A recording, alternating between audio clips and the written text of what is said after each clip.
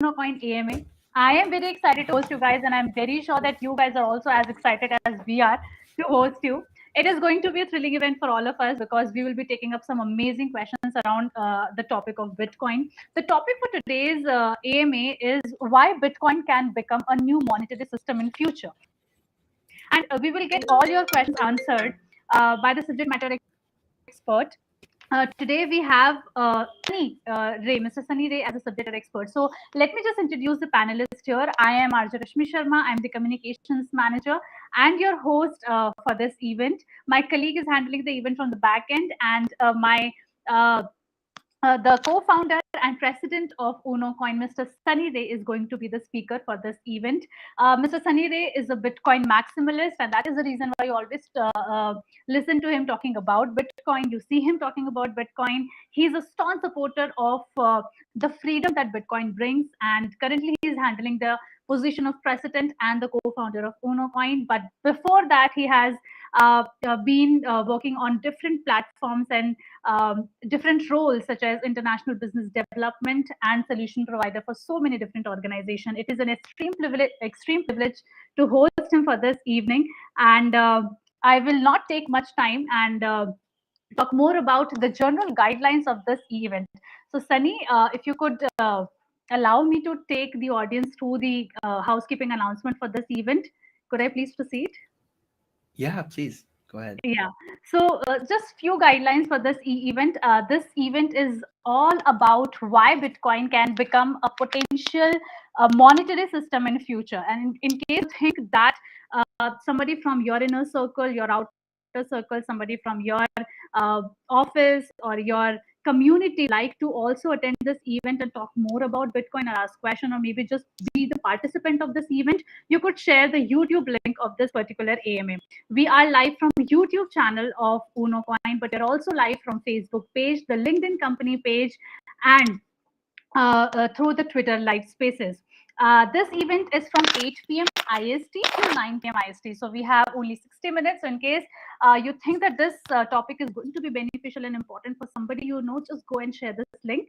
And by default, you could ask question in a textual form, meaning wherever you have joined us from, be it Facebook, be it LinkedIn, be it YouTube, or be it Twitter, all you need to do is just write in your question, just type in. Your question will come to us in a textual form, and I'm very and I would love to take your questions ahead and put it forward in front of the subject matter expert. Last but not the least, two of the lucky winners out of all those who attend this AMA or ask questions would get a chance to win 10,000 Shiba Inu as a reward for asking question. So if you have any question, do not be hesitant. Every question is a wonderful question, and I love to talk more about Bitcoin. So even if it is a very naive question, very preliminary question, or maybe an advanced question, just throw it out. You could be the lucky one to win 10,000 Shiba Inu reward. So without much ado, let's begin our session on why Bitcoin can become the future of the monetary system in future. Sunny, for this event, and thank you for being part of this. Yeah, I'm looking forward to it. Yeah. So just let's start, Sunny. Basically, we'll just talk about what exactly is money. That is the reason why, if we have a basic understanding of what money is, we would be able to dive deeper into why Bitcoin can become a new money or monetary system for future. Yeah, cool. I mean, as I think some people who are watching probably know by now, that's like my favorite topic. I think this is our second. We did a Twitter Spaces earlier this week as well, and oh, look at that, we've got Alona saying, "Hey, Sunny, hello." I So yeah, believe so I'm that really excited. I believe Ilona is Bengali. Alona is Bengali, and I've also known Alona since before I was born. You're Yeah, she's a kidding? family friend. So hello. Yeah, sorry. No, I'm not kidding. I'm not kidding. She's her Okay. parents and my parents are best friends, probably. Yeah, so I've known them for a long time. So thanks for watching. Yeah, so today's topic is going to be about Bitcoin, right? And I guess the history of money. Uh, and we're gonna just share our perspective, and we'll try and share as many thoughts we can. But people should obviously do their own research and and make their own conclusions and all that. But yeah, I'm excited to dive into it. So where should we begin? As I said, that in case we want to understand why Bitcoin is the future of money, we first need to understand what exactly money is. As you always talk about, that is one entity that people run after. People get into divorces or get into marriages, get into war and make peace. So, of course, let us all understand what money is. Yeah, I usually say people get into divorces and wars, but I think you're right. People probably get into marriages as well for money. But yeah, no, I think money is it's such an important topic. To me, first of all, it's kind of, what's the word? It's like uncool to talk about money. You know, if you're at like a dinner party, nobody's like, oh, how much money do you have? Or, oh, what's the history of money? It's almost like, it's like kind of like religion or politics to some extent. People just, oh, you have your beliefs, I have mine, and let's just keep it at that, right? But ever since I was young, I always found the concept of money intriguing, like just from like an intellectual perspective, as in, where did it come from? How is it that, like I said, people get into wars, people get into divorces, people, wake up early in the morning, go to sleep late at night, they go to university for 20, 30 years, and it's all in pursuit of this thing, which is money. But what is it? Where did it come from? So I've been infatuated with that question. But to answer your question, from my understanding, the history of money dates back, you could go back probably as early as like 5,000 years, when forms of money were emerging.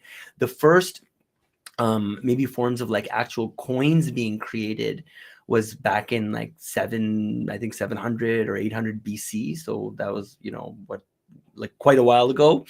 But I think even before coinage, right? The thing I was always really interested in is like what preceded coins. Like I think a lot of people have this perception that, like money is rupees or dollars, right? But what about before rupees? What did humans use before then? Before we even had, let's say, minted coins? And if you ask that question, you start to realize that gold was in fact used as a form of money before even this came. So then the question is, why gold and what preceded gold? And you go back and you start to realize that there's lots of different things that people tried to use. I think at one point they even used things like salt and whatnot. But then what did people use before that? What did they use before that? And why would they even use it? And so one of the kind of, I think it's Wences, the CEO of Zappo, who kind of shared this like line of, storytelling or whatever, but, or maybe someone else, I don't remember, but they kind of walked through this, like this analogy where, let's say I was this caveman, right? Like 20,000 years ago, and or whatever, 10,000 years ago, and I met you in the middle of the forest, and we're both hunting or something like that, right? And let's say you were just struggling and you were having a hard time with hunting. Okay, you're whatever, your spear wasn't sharp enough or something, and I ended up capturing, let's say, some caribou or something, right? Now, let's say you came to me and you said, look, like I would love to have some of that for my family. Like I could give it to you, right? That would be one option, but most people obviously just don't want to give it. But the other option would be you could barter something in exchange for it. You could say, hey, look, my family, we've been in this rice business for some time. I've got 2 bags of rice if you can share some of your caribou with me, right? And that is what bartering is. It's not exchanging some unit of account or some form of money. It's mostly just saying, hey, I have this thing, this service, this product. You have something that I want. I have something you want. Let's trade for it, right?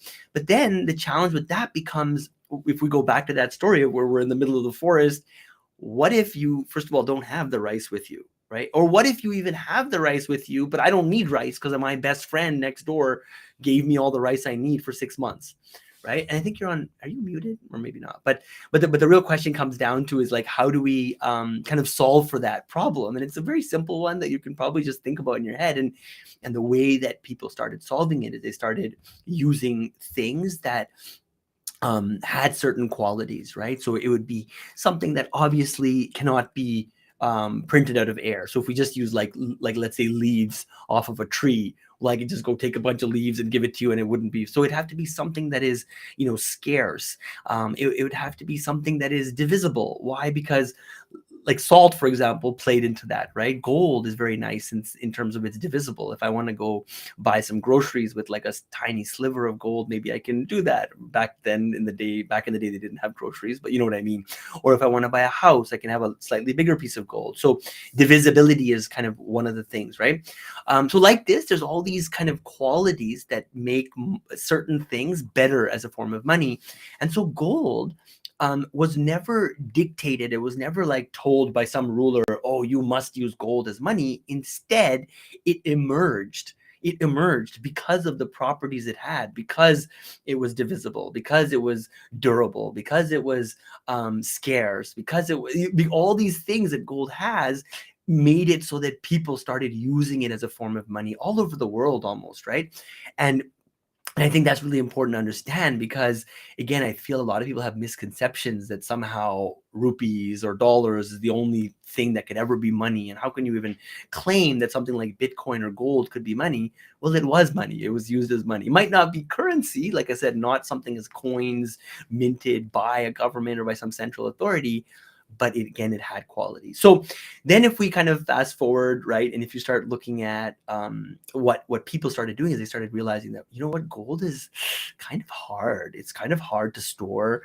It's kind of it's like it's difficult to transfer even. Like I said, if you have a little bit of gold, I have to go shave it off or something. So what people started doing more and more is they started going, hey, what if we hold your gold? Like some company would come or some entity or some government eventually would say, hey, what if we held your gold, and in exchange for your gold we gave you some notes, some paper notes that said that, look, you are the rightful owner of this gold. And that really led to the fiat system, right? That led to people then. And then if you look back in the day, like before, let's say 1970, if you look at the US dollar or any, they would say, this dollar is backed by gold essentially, right? So for years and years and years, people, the monetary system, the financial system that we know to be as money today, was literally backed by gold.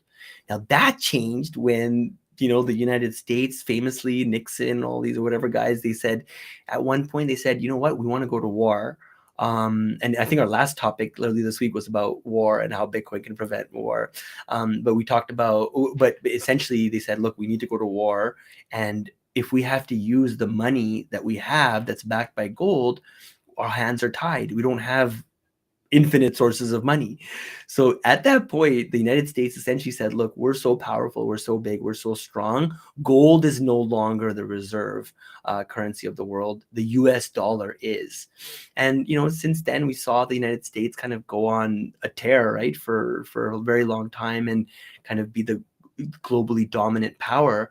But as I think more and more, like if you look at most of the youth, I think more youth live in India than any other country. As more young people start to question, they go, why is the United States the center of this whole thing that we're all, kind of going after, this concept of money? Why are they the reserve currency?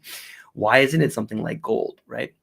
And then again, you come back to these challenges with gold, like you have third-party risk because now you have to hold your gold somewhere and get some tokens issued, and all these, like, for example, if I have a bar of gold and I'm in Canada and you're in India and we wanted to do a business together, and you said, Sunny, I need you to send over $10,000 worth of gold. I have to wait till Monday, go sell the gold, put the money in my bank account, wire it to you. Hopefully a week later you get it after fees, transactions, this, that. It's like maybe the business is not even worth doing anymore. So again, gold is great, but if you look at like what's the most important thing, probably, in recent times, it's the computer and the emergence of the internet. And so Bitcoin is essentially a reinvention, like a kind of birth of money, and it was launched in 2008, 2009. The white paper came out, and Satoshi Nakamoto, who's the founder behind Bitcoin, decided that there were some major challenges in the world today, the way money is printed, the way that banks are bailed out with taxpayers' money and printed money.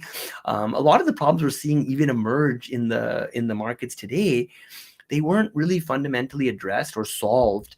And so Satoshi Nakamoto, and I'll pause here now because I've been kind of babbling on for a while, but Satoshi Nakamoto said, hey, look, instead of trying to reinvent what we're working on or whatever, let's just let's just start something brand new, like almost like a parallel unit of account, something that is limited, something. By the way, I think you're still on mute, so you might want to, because I don't hear your voice. Yeah.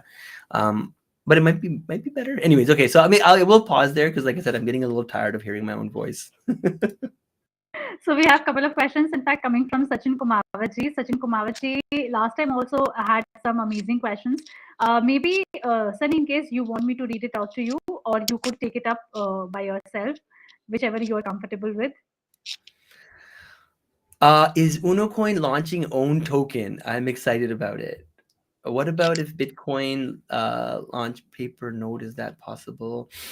Hi, did Unocoin launch any features for UTX? So, okay, I don't know if I understand all those, but maybe I'll start with the first one.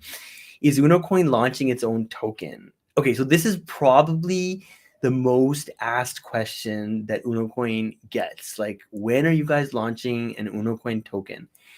So I just want to be clear. So I've been aware because so people don't know, maybe some people don't know my story, but I'm originally from Canada. My parents are from India. I spend about half my time in India, but I'm originally from Canada. And so I was actually at ground zero when Ethereum was invented, because Vitalik and Anthony Diorio and all these guys, as people know, started it in Toronto. And so like I've known about the idea that Unocoin could launch its own coin on top of the Ethereum network for like before Vitalik even launched it, because I was literally there. And so if anyone thinks that Unocoin has not launched its own coin because we don't know how to, you can think again, right? Because we definitely know how to. It's actually just 4 lines of code, and anybody can launch their own coin. Even Rashmi, if you wanted to launch Rashmi coin, it's not complicated. You could literally do an afternoon's worth of research and figure it out. For us, it's been more a matter of like being mission oriented. And so for us, our goal when we started Unocoin, and a lot of people don't know what Uno means in India, right? Uno means one in Spanish. And so when we discovered Bitcoin, we thought this was the one currency, the one money that was gonna, kind of rule them all. And so our goal is to bring Bitcoin to billions, right? So this is why I'm coming online every day, not talking about Unocoin, I'm talking about Bitcoin in India, because Bitcoin is what we're passionate about. So unless we launch a coin that solves a fundamental problem in the world, other than making us founders rich or doing jugad or whatever, we're not going to do it, right? So for us, we let morals and our kind of, guide our way. And as a result, we've never seen, again, you could look at Binance, you could look at some of our competitors, they've all launched coins, and you could argue quite successfully so. Binance today is one of the biggest companies in the world. But again, we have a lot of question marks around it. We think that, if you notice with FTX was literally number 2 in the world as of 2 weeks ago, right? And if you kind of trace back a lot of the problems they're having, a lot of it ties back to having their own token, lending money or borrowing money against the token, and then this and that. And again, for us, it's like, if our business gets in trouble because of some token we launched, now we're not able to serve our mission, which is to bring Bitcoin to people, right? So for us, the approach that Coinbase took, the approach that Kraken took, is much more, exciting, right? So this notion of not launching our own token, being an exchange, listing tokens, but when we need to raise capital, we go to the people who are the best at that, like Tim Draper, like Barry Silbert, like Adam Draper, like Max Kaiser. And so we have been very, very careful, and we have not released our own coin. So short answer, and we don't have immediate plans to. If in the distant future, we're able to do it in a way that is risk reduced, not in a way where we have a pre-mine where the founders get rich off of it, but just a way that is like ubiquitous and distributed, and again solves an actual problem, you're not going to see us launching a coin. Okay, so long answer, but great question. And like I said, I spent some more time on it because everybody asks us that. And so please don't take it the wrong way. I know people are excited about it, but our goal is to bring Bitcoin and, other exciting crypto assets. Now Dogecoin, I think, is very exciting. People like Elon Musk are supporting it. So we're going to bring that to market because a lot of people have been asking for it. Ethereum, USDT, these are some of the big things that trade on our platform. Okay, I don't think I understand. What about if Bitcoin launch paper note? Is that possible? launch paper notes. I think he's trying to say, can you launch a paper note on top of Bitcoin? I guess you could. You could have a piece of paper that has the private key maybe hidden or something. But yeah, I think the closest thing I've seen to that is something called CoinKite. They have a product called OpenDime. I think OpenDime.com. But OpenDime is essentially like a little device. It looks like a USB stick. And it's essentially like a bearer asset, which means that I can load, let's say, 5,000 rupees worth of Bitcoin onto that little USB stick, and I can hand it over to Rashmi, like the physical stick. I can hand it over to you because let's say you say, Sunny, you owe me 5,000 rupees because fill in the blank or whatever. I can give you that, right? And that is kind of the closest thing we've seen to like a paper note. But again, it's more like a USB stick, but it is again a bearer asset. Like I said, like a physical thing that you can pass around, and it has value. And then the last question Sachin had was, hi, did Unocoin launch any features for UTXO? I don't know what that means exactly. If you're asking about, are we planning to do Lightning? That's something that's in our horizon. I know what UTXOs are, but I don't know what you mean by features of UTXOs. Okay, I think that's good. Should we keep moving in terms of the topic? Yeah, we have another hi from Jeevan Chauhan. Jeevan Chauhan, in case you have any question, please give us a shout out, and please you could just type in your question so that it reaches us. Do not worry if you're live from YouTube or from LinkedIn, from Facebook or from Twitter. Your questions would come to us. So not a problem with that. Sunny, I wanted to understand, when we talk about money, when we talk about gold, when we talk about in fact salt being considered as a commodity or a value exchange system, why for most of the time gold prevailed the transaction system? Why was it? I mean, what was so particular about gold, and why in fact every continent, I would say, or every part of this globe stick to gold for any kind of transaction they did? Yeah, that's a great question. That's a great question. I would say it comes down to a couple of things, right? So when you think of money, right, there's a couple of functions, right? So a medium, a measure, a standard, and a store of value. Those are kind of the four high level things, right? So let's talk about we can talk about any one of them, but let's start with store of value. Okay. Excuse me. So to be a store of value, right? What determines the value or the price of something? It's two things. It's supply and demand. I think even if you haven't taken an economics class, I think most people kind of know that, right? So on one side, you have the supply of something, right? Toilet paper, fiat currency, gold, Bitcoin. There's so many of them, right? And then on the other side, you have demand, which is how many people want to buy that thing, right?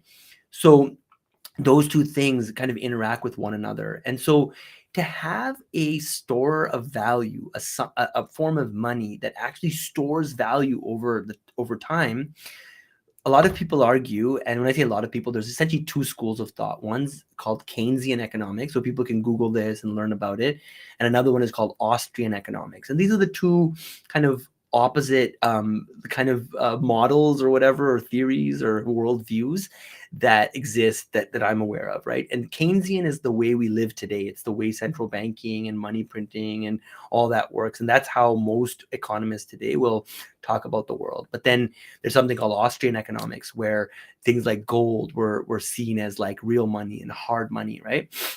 But just to go back to it, so what I'm trying to say is that if you have a form of money that is infinitely supplyable or producible, right? So if you had like I said, I used leaves off of a tree as an example, but paper money is actually even more easy to create. Like it's not only actually leaves off of a tree or whatever it is, but it's actually also digitally infinitely, they can just change the supply. And just one statistic that proves that is over the last 2 years, because of the COVID situation, the United States government alone has printed or created 40% of all of the money that's ever existed, right? In terms of US dollars, 40%. And they did that because they chose to, because 2 or 5 or 10 people that run the central bank and the government they just said, we're going to print as much money as we want. We are the reserve currency of the world, so it doesn't matter. And they just did it. And so now going back to gold is actually limited, right? There's only so much gold in the world. You can't just create gold out of thin air. You have to go dig it out of a mountain. Similarly, Bitcoin is also limited. And I think a lot of people will find that like a bit confusing. It's like, what do you mean? Like, they're just digits, right? If you send me a picture on, let's say, email, I can send the same picture to anyone else. So there's no such thing as a limited digital entity, right? Like, it just doesn't exist until Bitcoin. And again, we can maybe do another whole show on like how the heck did Satoshi make Bitcoin limited.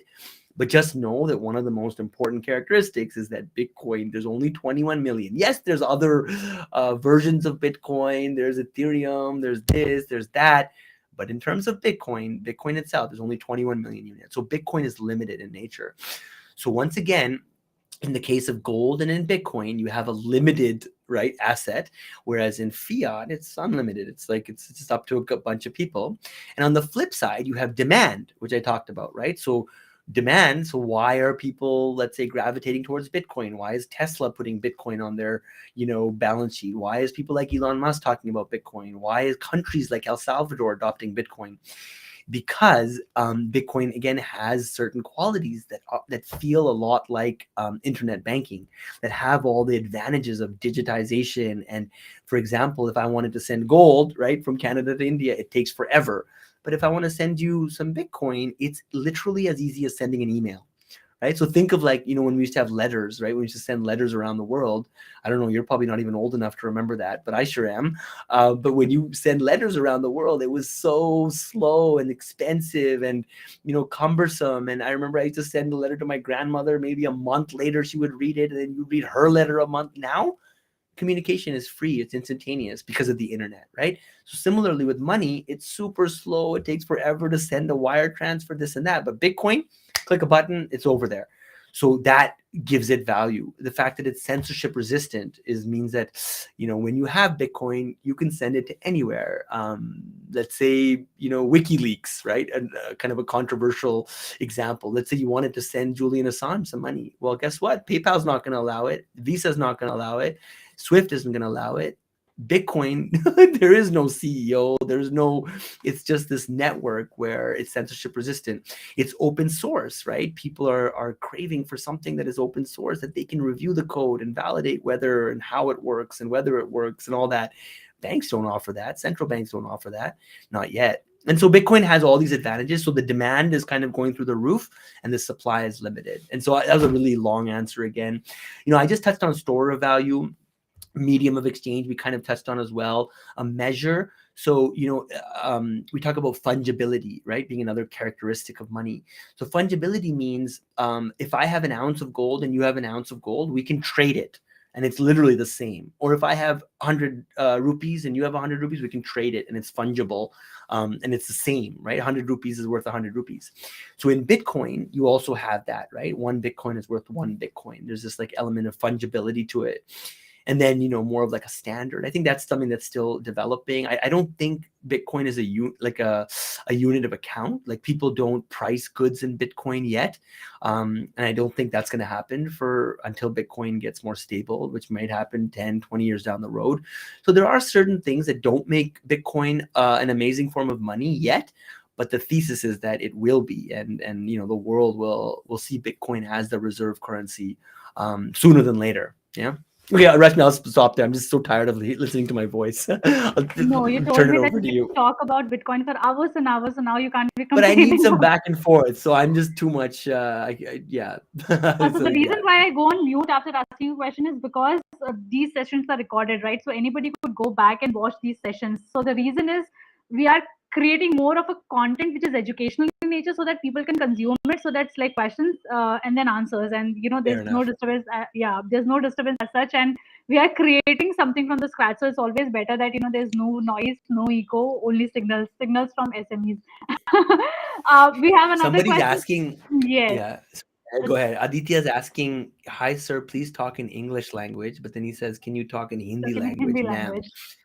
So maybe answer you वो है। talk in Hindi, I'll talk in English. Unfortunately, I can understand Hindi and I can talk Hindi when I'm in the back of an auto rickshaw. But other than that, my Hindi is pretty bad. I am good at Bengali. So if anyone out there wants me to speak in Bengali, no problem. I think I can translate. I can maybe summarize the last answer that came from Sure. Sunny. But before that, मैं आदित्य को थोड़ा यहाँ पर introduce करना चाहूंगी हमारे पूरे session से। Aditya, thank you so much कि आपने लिखा कमेंट करके, क्योंकि हर एक कमेंट हमारे लिए बहुत इंपॉर्टेंट होता है, एक फीडबैक की तरह काम करता है। हम जरूर कोशिश करेंगे कि हम हिंदी में बात करें। जैसा भी आपको सनी ने बताया कि सनी हिंदी से बेहतर अंग्रेजी और बंगाली में बात कर सकते हैं, तो उनके जो आंसर्स हैं वो आपको इंग्लिश या बंगाली में सुनाई देंगे। अगर आप बंगाली जानते हैं इंग्लिश की बजाय, तो फिर हम कोशिश कर सकते हैं कि हम सनी को बंगाली में बात करवाएं।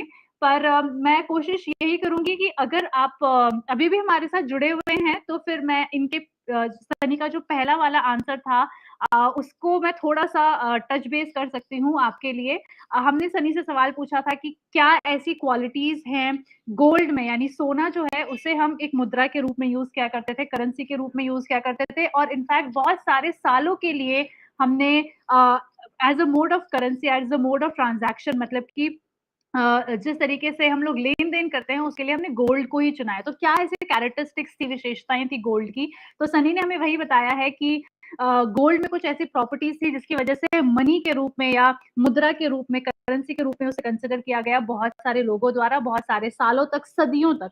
और ऐसा इसीलिए है क्योंकि गोल्ड जो है, सोना जो है, उस वो ड्यूरेबल है, क्योंकि एक धातु है, एक मेटल है, तो फिर वो जल्दी से फटेगा नहीं, टूटेगा नहीं, बिखरेगा नहीं, खराब नहीं होगा, उसे जंग नहीं लगेगा। इसीलिए उसकी जो ड्यूरेबिलिटी वाली प्रॉपर्टी है वो उसकी वजह से उसे मनी के रूप में देखा गया बहुत सारे सालों तक। पोर्टेबिलिटी, पोर्टेबिलिटी यानी यहाँ से वहां उसे ले जाने की क्षमता। पोर्टेबिलिटी का मतलब ये है कि गोल्ड, अगर मिस्र की मैं बात करूं, या अगर मैं भारत की बात करूं, मैं चीन की बात करूं, मैं तुर्की की बात करूं, मैं मलेशिया की बात करूं, हर एक कॉन्टिनेंट में, हर एक देश में और पूरी दुनिया में सोना पाया जाता था और सोने का व्यापार किया जाता था। और इसी की वजह से, क्योंकि एक देश, एक राज्य, एक राजा, और दूसरा राजा, दूसरा देश, दोनों गोल्ड को समझते थे, इसीलिए पोर्टेबिलिटी जो है उसकी वजह से भी गोल्ड को एक मुद्रा के रूप में करार दिया गया बहुत वर्षों तक। तीसरा है डिविजिबिलिटी। डिविजिबिलिटी का मतलब यह है कि एक गोल्ड को हम कई टुकड़ों में बांटें, क्योंकि गोल्ड मेटल है, धातु है, तो आप 1 किलो से लेके 1000 ग्राम, यानी 1 किलो को आप 1000 ग्राम में तोल सकते हैं, आप 10 ग्राम, 20 ग्राम तोल सकते हैं, तो आप उसे आराम से बांट सकते हैं, जिसकी वजह से आपको अगर एक ही मात्रा के गोल्ड को, एक ही मात्रा के सोने को 10 लोगों में बांटना है, तो आप उसको 10 तरीके से उसका भाग कर सकते हैं, उसे डिविजिबल कर सकते हैं। ये तीसरी प्रॉपर्टी थी गोल्ड की। जो चौथी प्रॉपर्टी थी जिसके बारे में सनी ने बात किया, वो थी इंटरचेंजेबल, यानी कि अगर गोल्ड है तो गोल्ड, अगर सामने वाले के पास कुछ गोल्ड है और आपके पास गोल्ड है, तो आप उसे एक्सचेंज कर सकते हैं। जैसे कि $1 के बदले में आप डॉलर ले सकते हैं। अगर 15 रुपए का कोई सामान हुआ, आपने 20 रुपए दिए हैं, तो आपको $5 वापस मिल सकते हैं। तो ऐसा नहीं है कि आप लेन देन जो कर रहे हैं वो दो अलग अलग चीजों को लेकर कर रहे हैं। तो इंटरचेंजेबिलिटी यानी कि दोनों एक ही भाषा समझ रहे हैं, दोनों एक ही चीज का व्यापार कर रहे हैं, लेन देन कर रहे हैं, वो भी एक प्रॉपर्टी थी जिसकी वजह से गोल्ड को इतने सालों तक और सदियों तक लेन देन के लिए इस्तेमाल किया गया। और लास्ट जो चीज जो सनी ने बताई है वो रेयरिटी, यानी कि कितना मूल्यवान है गोल्ड। गोल्ड मूल्यवान इसीलिए है क्योंकि कुछ किलो, भले ही 1000 लाख 100 लाख किलो हो, बट जो गोल्ड है वो हमारी खदानों में लिमिटेड सप्लाई में है। और जब चीज कोई लिमिटेड सप्लाई में होती है, इसीलिए उसके दाम, उसके भाव बढ़े हुए होते हैं, जो एक नॉर्मल स्टेटमेंट भी है। तो सप्लाई एंड डिमांड का जिस तरीके से खेल देखा जाता है, तो पूरे देश और दुनिया के लोगों ने ये माना कि जो सोना है वो बहुत ज्यादा एबंडेंस में नहीं है, उसकी कुछ लिमिटेड क्वांटिटी ही है जो हमें खोद के पृथ्वी से निकालनी होती है, और इसकी वजह से गोल्ड की वैल्यू जो है वो इंक्रीज हुई, यानी गोल्ड को एक मूल्यवान धातु के रूप में कंसिडर किया गया।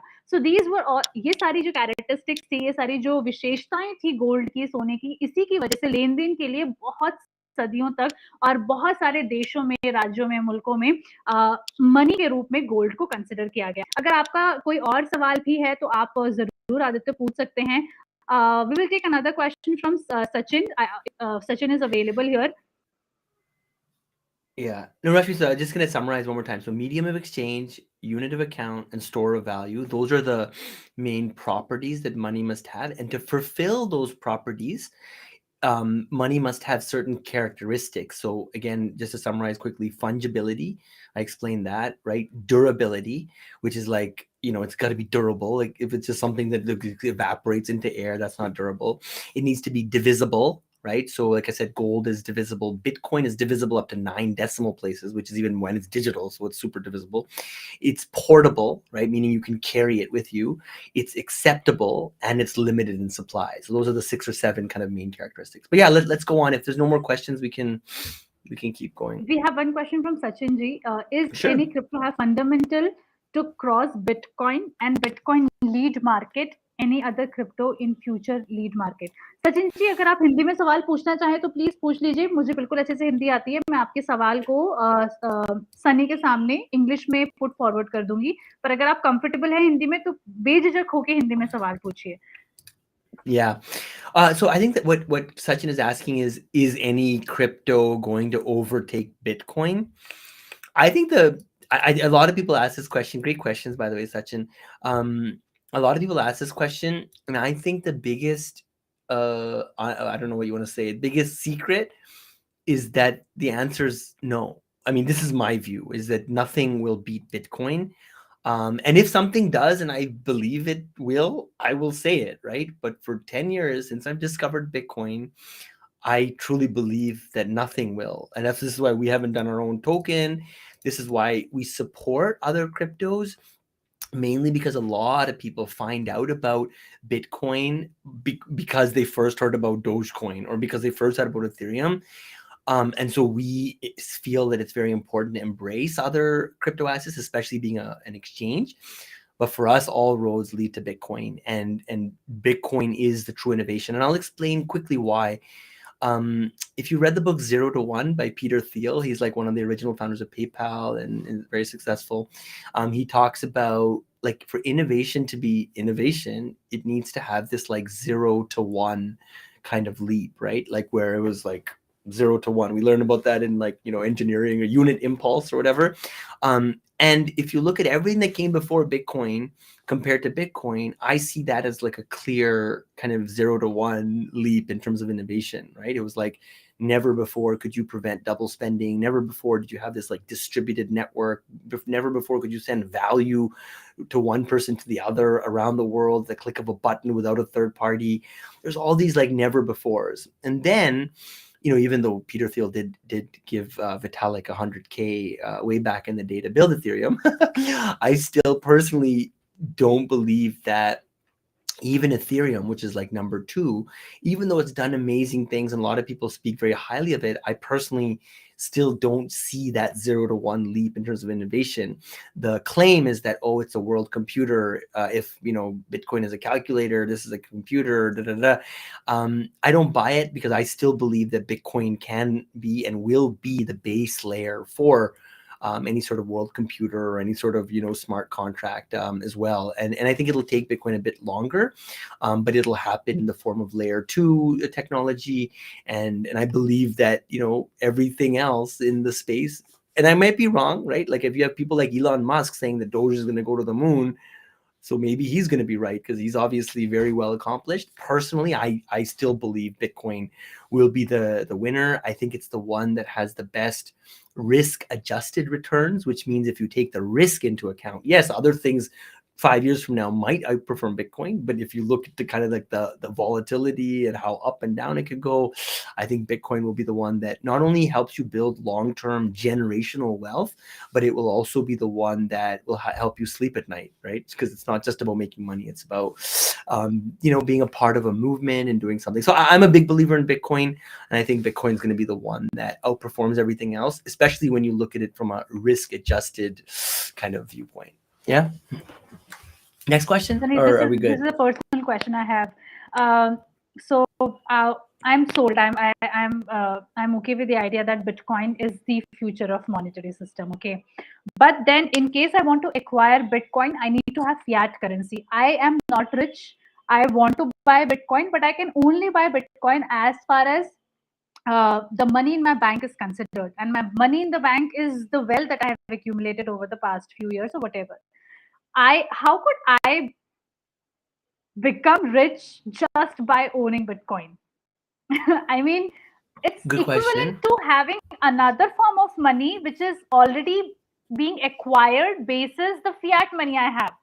So it's Right. basically like, if I have X amount of money, I might convert it to X amount of Bitcoin. But if somebody has X plus maybe 1,000 or maybe 10,000 X of fiat money in their bank account, who is much more richer than me, would have much Hmm. more Bitcoin than I have. So how can I be at par with the person who already has a lot of Bitcoin as compared to what I have?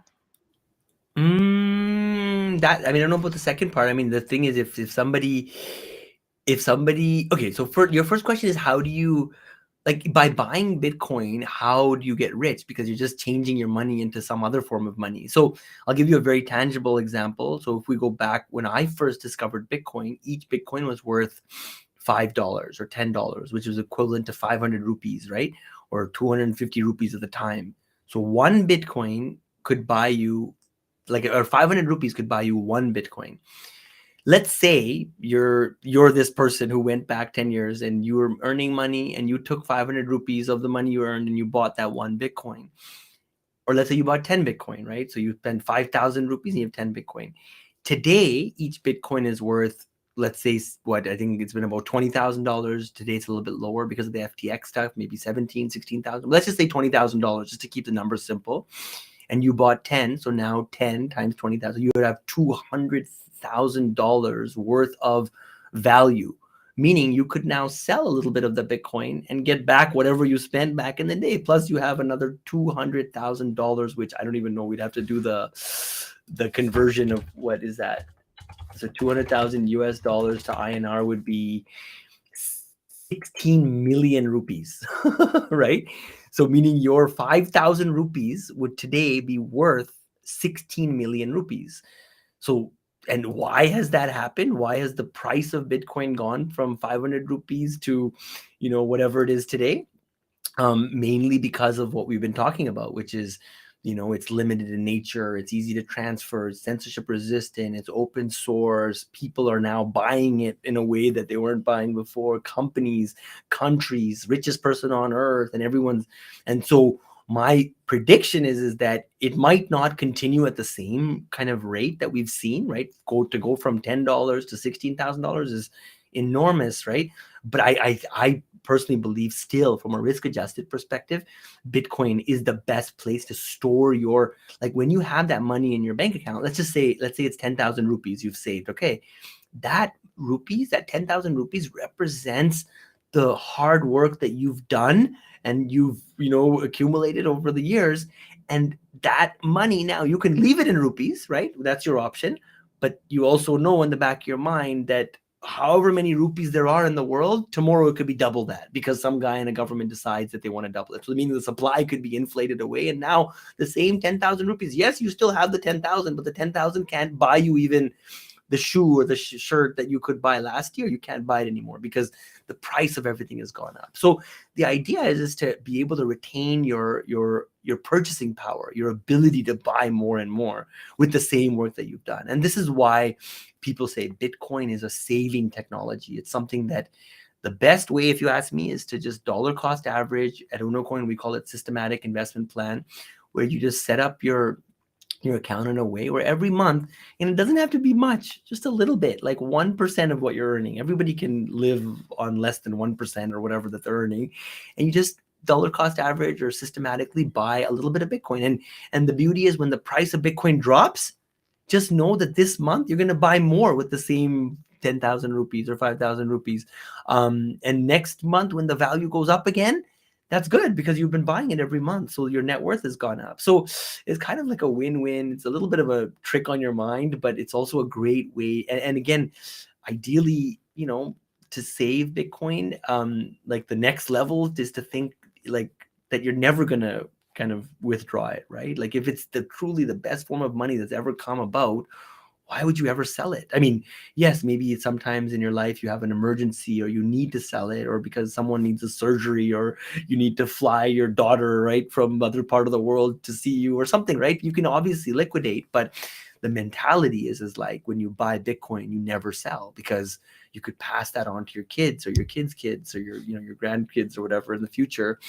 And that's how I think a lot of people who've been in Bitcoin for a long time eventually think, because they think, oh my God, the Bitcoin I sold in 2013, I bought an iPhone with it, but today I could have bought, 10 Ferraris.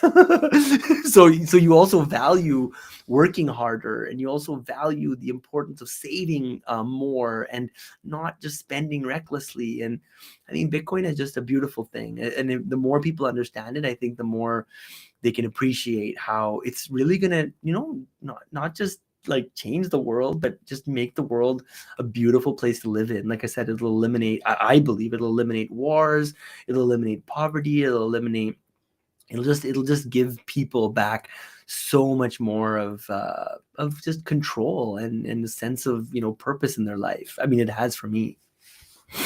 Okay, that's another me again going off on a That's tangent. okay, because we would like to listen to you more and more. And of course, you also like to talk about Bitcoin. We have one question from Sachin. मैं हिंदी में पढ़ती हूँ and then I'll translate it into English. बहुत से Sure. exchange एक issue face करते हैं जब coin sell करते हैं तो कुछ coin रह जाते हैं. So limit की वजह से sell नहीं कर पाते. तो क्या ऊनो कॉइन हेल्प करेगा सारे कॉइन एक कॉइन में बदल ले, लाइक बिटकॉइन और Ethereum? So what Sachin basically is asking is that there are few exchanges that face a common issue, and that particular issue is when somebody plans to sell their coin, they're not able to do so because of the limit, and they're not able to sell. Will Unocoin help convert those coins into one single coin like Bitcoin or Ethereum? That was a very literal translation. So In case wait, we so want you he's to saying that our simplify. competitors don't allow you to sell large amounts of coin, or is he No, talking about different withdrawing it? coins. Because Yeah. but can you just clarify with Sachin though? Is he talking about the inability to withdraw? Because we've been hearing that a lot of our competitors, you can sell on their platform, but then when you want to withdraw the crypto to your own wallet, you're unable to do so. So is he asking, can you withdraw on Unocoin, or is he asking, do we have a limit in terms of our sell order amount? Like, do you know what I'm Either saying? ways, So I maybe think such a, we can take up so I'll answer one both scenario. questions. Yeah. Yeah. Yeah, I'll answer both questions. So one is, can you withdraw crypto from Unocoin? Yes. So that's something that we're very proud of. It's something that we've never shut down in the 9 years we've been around. And again, I don't want to name our competitors. I'm sure you probably know who they are. And so several of them, the largest ones, have stopped crypto withdrawals. And to us, that's a big red flag. And so that's possible with an Unocoin. And I think the first question was more around, is there a limit? So we have two things. We have an order book, and then we have a trading platform, which is like a very simple, easy to use, like just click a button and you can sell your Ethereum or Bitcoin or USDT. Or we have an exchange which has 85, I think now 90 crypto assets, and it's an order book exchange. It's a bit more complicated and it's designed more for like traders. And so on the trading platform, on the brokerage, on the easy to use platform, we do have a limit. I don't know what that limit is. I think it's 10 Bitcoin or something per day. I don't know what the Ethereum limit is, but there is a limit. You can see that within the app.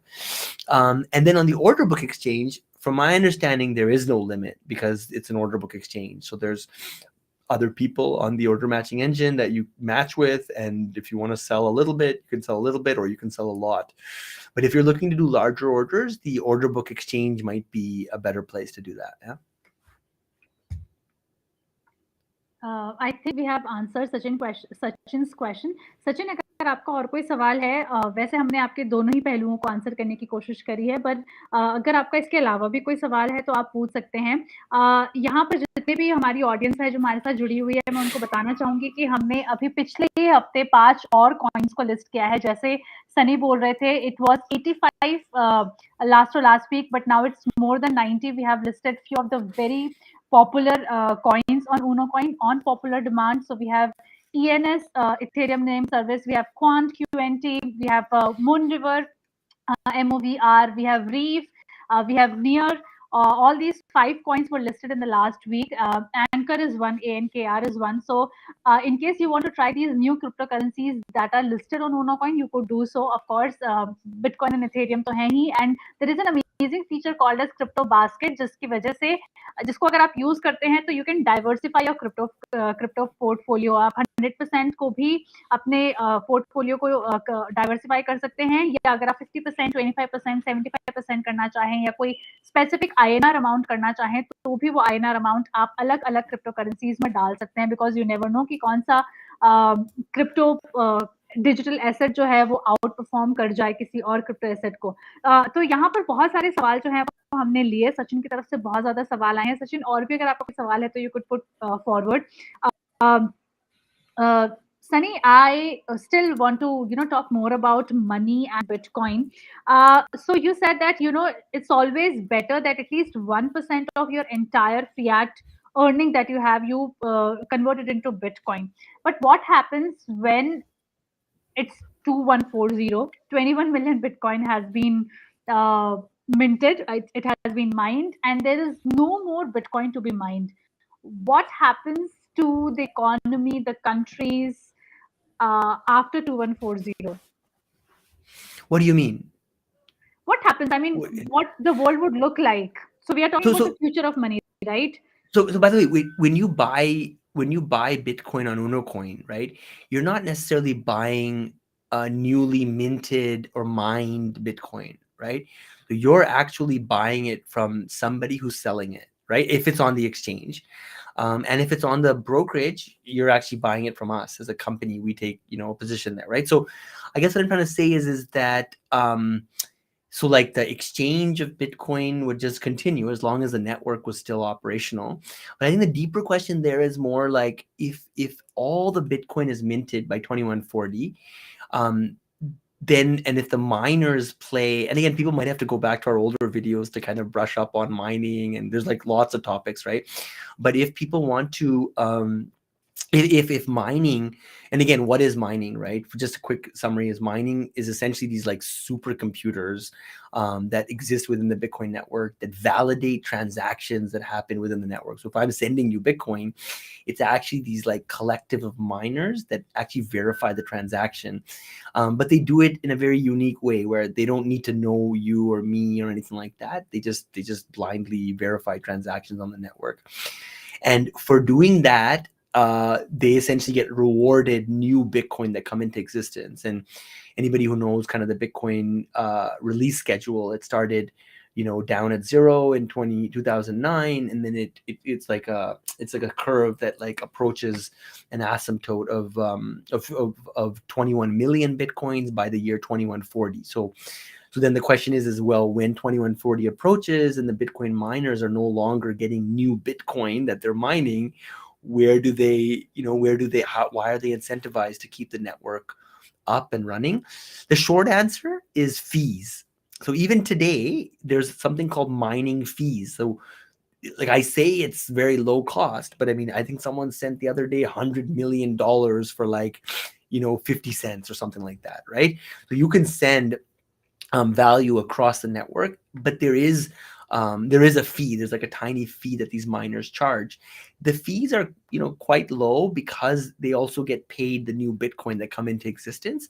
But the answer is like as long term as time goes on, the fees will have to increase, right, on the Bitcoin network. So for me to send you $100, you might now only receive $99.9 because the miners will take a fee. Now it should also be noted, it's a little bit hard to explain. Again, we can talk about like Lightning itself. We could talk about for a whole 2 hours, but there's something called, because then people might say, well, then, Bitcoin's going to become expensive to send and receive. So that's where these layer 2 solutions come into play. And there's something called Lightning that people can Google. It's essentially a network on top of the Bitcoin network that allows you to send actual Bitcoin from one person to another, but it's like way cheaper even. It's like a fraction of the cost. So in the future, to send actual Bitcoin on the first layer might be a little bit more expensive, but then, for people who are buying coffee or tipping people on the internet or whatever, they could use this this layer called a Lightning Network. But I don't know if that answers your question. So the short answer is fees. The fees on the network would increase to compensate for that for the miners. And how generally the fees would be? It would increase or it would decrease? It would increase. Most likely, it would increase on the base layer. But then, like I said, for example, at this point, 2140 is a long time from now. It Mm-hmm. might be that countries are moving funds between each other, and for these like larger transactions, maybe they want to go through the Bitcoin network, so they pay the, let's say, I'm just guessing, $5 or something on the fee network at that time.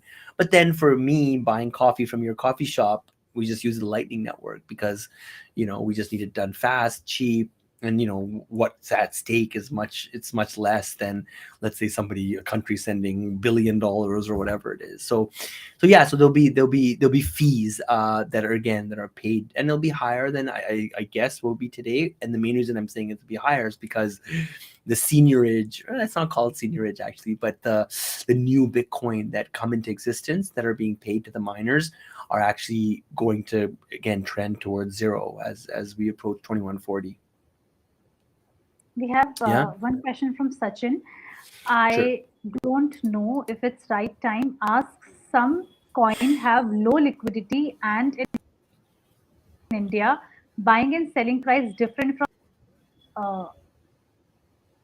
maybe what Mm-hmm. Sachin is trying to ask is there is a difference between buying price and the selling price that is available or shown in the exchange on the exchange pages. Mm-hmm. Why is that so, and why is it different from international market? Actually, Another great question. yeah, This Sachin guy yeah, deserves some sort of like Shiba Inu award or something. he will be. Yeah. He's hitting us with some good ones. This is a great question, Sachin. So even though the supply of, let's say, Bitcoin is limited and verifiable, and exactly how many Bitcoins exist in the world, the price of Bitcoin is actually determined once again by supply and demand on the local exchanges. So, for example, the supply and demand in India is different, slightly different, right, than, let's say, in the United States. And the reason for that, the reason it's different but slightly different, is because every country has different dynamics. Every country has different, like number of people, different ability to spend on a certain coin, different level of awareness. So every country is different. But if you look again, the price of Bitcoin 10 years ago was unanimously around 500 rupees or $10 across all exchanges, plus or minus maybe 5-10%. But today it's 16, $17,000 plus or minus 5-10%. So the prices do move in tandem, but they do differ in price. And there's a lot of factors that play into that. Some of the variables I just mentioned are some of them. Also, keep in mind that India has something called capital controls, right? So a company like Unocoin, one thing we're very careful about is we don't plug into any international exchange. So, for example, one way for Unocoin to give you, let's say, the best price would be to simply just square off with an international exchange. So when you buy from me, I just send the money over to, let's just say, Binance or Coinbase.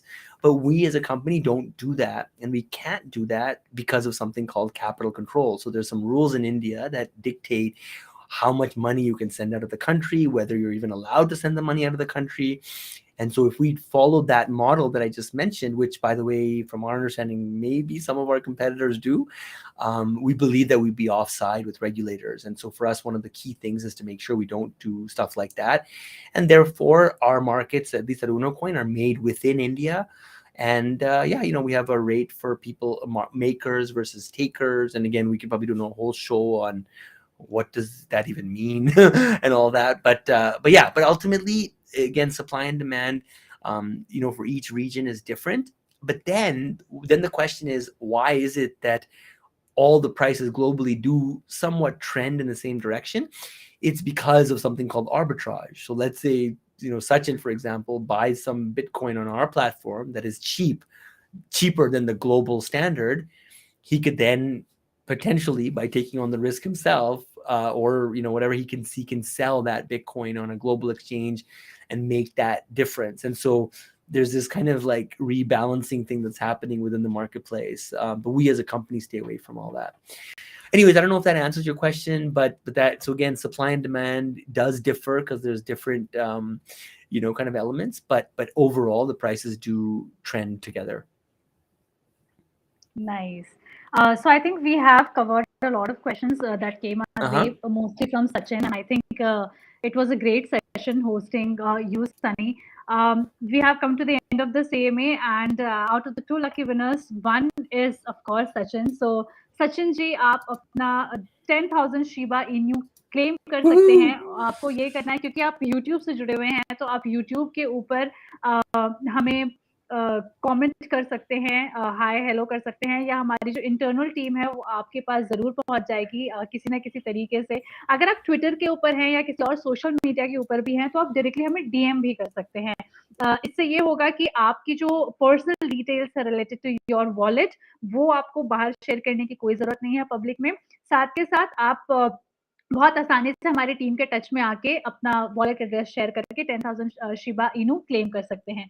Congratulations पूरे Unocoin के परिवार की तरफ से, और बहुत अच्छे सवाल आपने जो है वो पूछे हैं, और आपको लास्ट टाइम भी हमने होस्ट किया था, बहुत मजा आया था, और ऐसे ही अमेजिंग सवाल पूछते जाइए, और हिंदी इंग्लिश आप किसी में भी पूछ सकते हैं.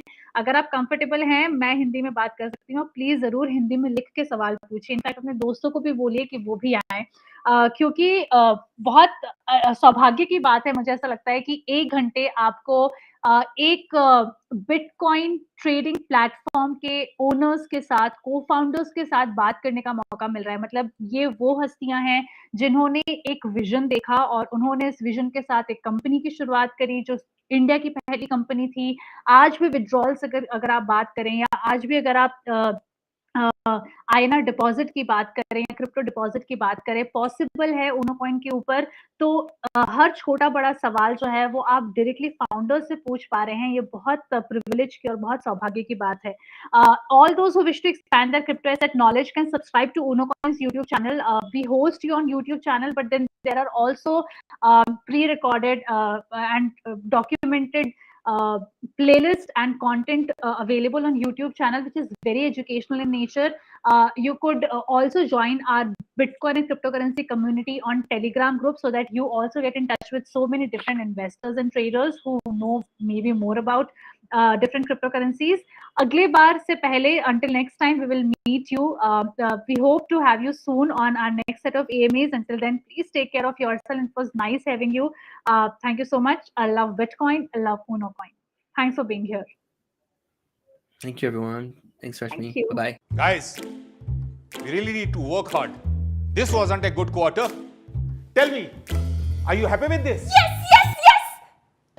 Unocoin. Want to earn Bitcoin? Just grab your phone and shake it.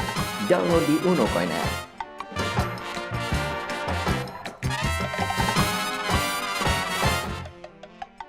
Crypto products are unregulated and could be highly volatile. Please be aware of the risks before investing.